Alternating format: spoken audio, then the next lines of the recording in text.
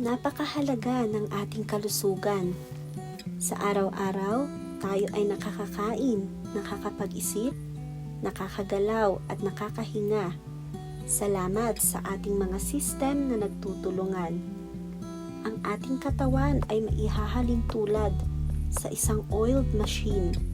Tulad na nito, ang ating katawan ay nagkakaproblema rin.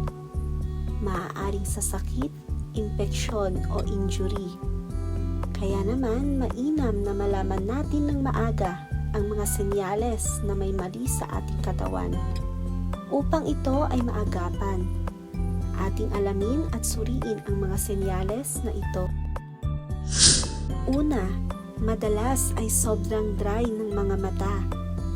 Bagamat iba-iba ang rason kung bakit nagiging dry ang mga mata ng isang tao, tulad na lamang ng labis na pagtulog